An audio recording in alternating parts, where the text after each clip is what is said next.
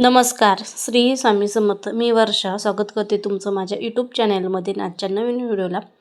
तर आज आहे आषाढी एकादशी. आषाढी एकादशीच्या तुम्हा सर्वांना खूप खूप शुभेच्छा. आज काय किचनला सुट्टीच होती, त्यामुळे सगळ्यांना उपवास होता. म्हणून ना मी पहिल्यांदा देवपूजा करून घेतली. तशा पद्धतीने देवपूजा माझी करून झालेली आहे आणि देवाला ना नैवेद्य पण दाखवून घेतला पहिल्यांदा. आणि मग म्हणलं बाकीची जी काय कामं आहे ती नंतर करून घ्यावा. तर अशा पद्धतीने पूजा झालेली आहे. आणि हा देवघर ना खूप जुना आहे, त्याच्यामुळे त्याच्यावरती किती पुसलं तरी असं डाग दिसत आहे, ते स्किप करा.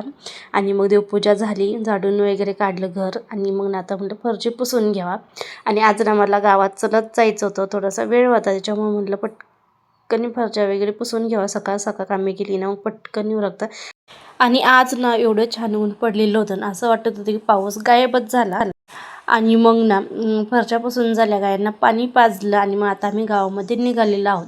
शेजाऱ्या ताई आणि मावशी तर लोक ना पंढरपूरला पायी दिंडीत जातात, आपण कमसे कम गावामध्येच जाऊ म्हणलं. मग आम्ही चलत मग निवराज महाराजांना आलेलो आहोत, तर पोचलो आहोत.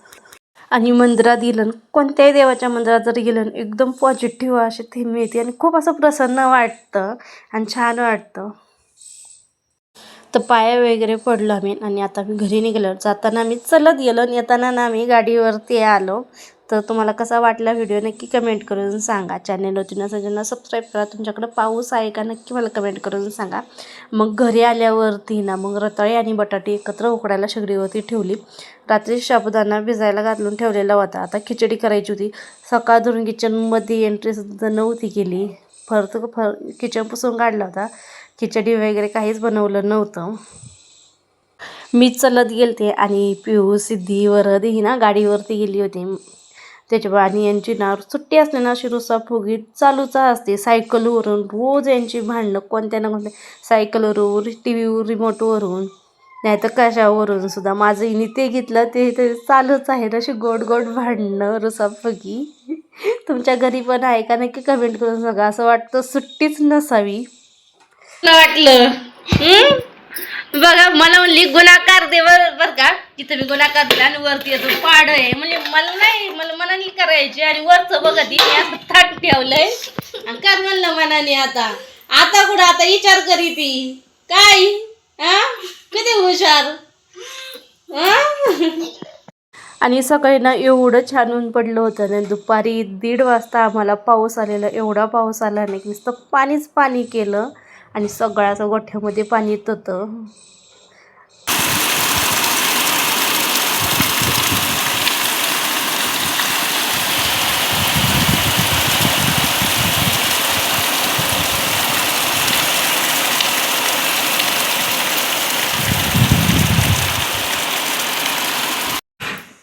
तर आज बनवते मी रताळ्याची खीर. त्यासाठी मी 4 बदाम आणि 2 काजू घेतलेले आहेत. खलबत्त्यात कुटून घेते अशा पद्धतीने. खीर बनवते ना रताळ्याची. हां, त्याच खलबत्त्यामध्ये ना 2-3 इलायच्या ठेचून घेते. तर मदतीला आली मॅडम.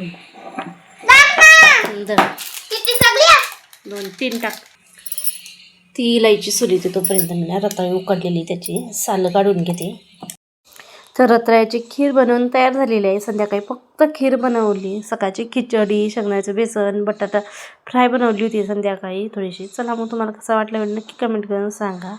भेटूया आता next video. Bye. Shri Swami Samarth सगळ्यांना. रामकृष्ण हरी मंडळी.